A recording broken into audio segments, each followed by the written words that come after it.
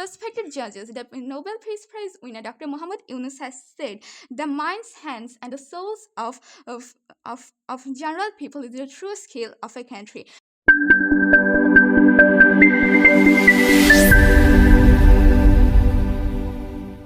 Good morning to my honorable judges, respected hosts, my group members, my opponent team members, and obviously all of the wisest and logical audiences who have given me this golden opportunity.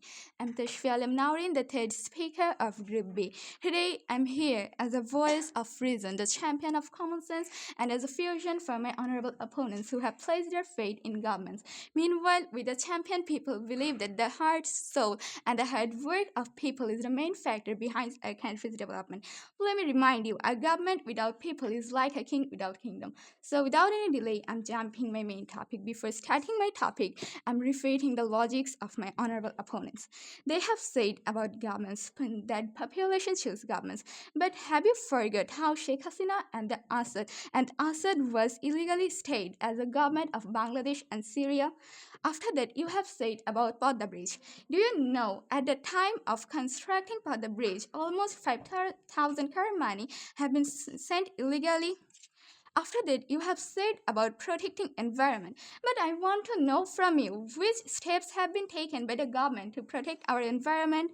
After that, you have said governments provides foods at the time of disasters. But who works as a volunteers? It's the general people.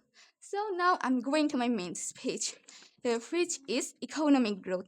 A good economy sounds really good, right? But from where does the wealth come? Is it come from the grand speeches of politicians or the hard-working people? Obviously, it's the hard-working people.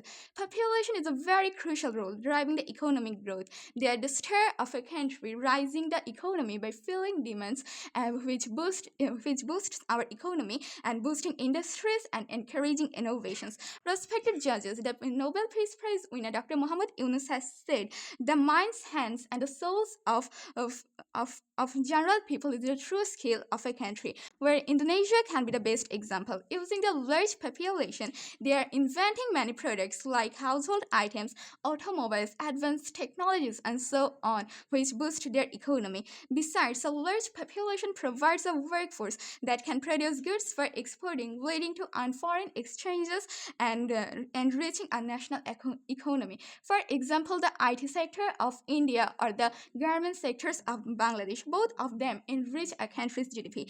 A growing people is an open invitation for investment. Nelson Mandela, the foreign investors have more attraction to the countries which have large population, like the global companies Amazon, Walmart, Google, that creates millions of jobs and strengthens our economy. But what steps are taken by the governments? Yes, it's just taking taxes and putting their faces on currency, nothing else, dears.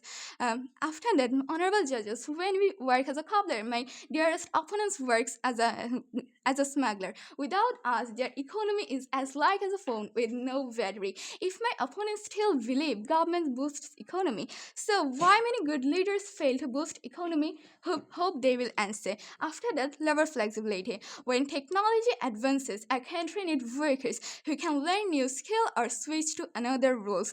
Besides, a flexible labor force is required to shift from one sector to another when an industry declines and another one rises. For example, the Germany's transition from coal-based energy to renewable energy. Workers in the coal industry were reskilled to work in renewable energy projects. Moreover, when a new sector like gig economy emerges, a large and adaptable population can quickly take up these jobs and develop a country. Like the people of Brazil, that makes it clear people are not just workers, they are problem solvers and creators also.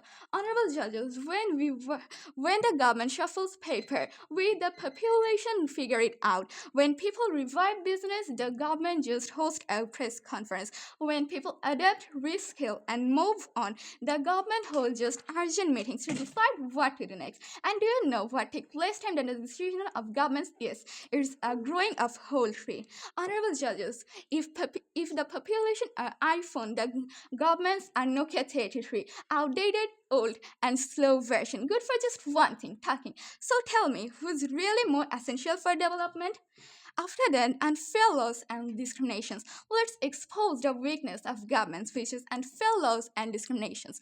Now, my honorable opponents may say, but the governments ensure fairness. No, dear, they do the opposite. From the colonial rule to modern censorship, the government always have been on the wrong side of fairness. For example, enforcing apartheid in South Africa to legalize segregation in America, everything was started by the governments, not by the general people. Their unfair laws insist people to fight. But if the laws of the governments are fair enough, why do the people have to fight for their rights? Why the workers had to fight for labor rights? Hope you will answer.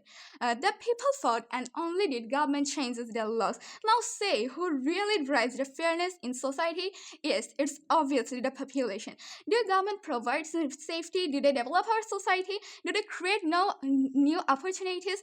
No, dear. All these things are done by the government population. But what's the contributions? Yes, you have guessed it correct. It's just taking taxes, nothing else.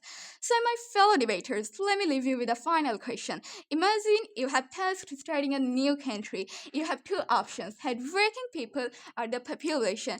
I hope, being wisest, you will choose hardworking people. So today, I urge you all to see the biggest picture, which is without people, government are just empty buildings with empty promises. At last, we don't need governments to survive, but the governments, they need us in every step. Thank you everyone for having your patience. Assalamu alaikum.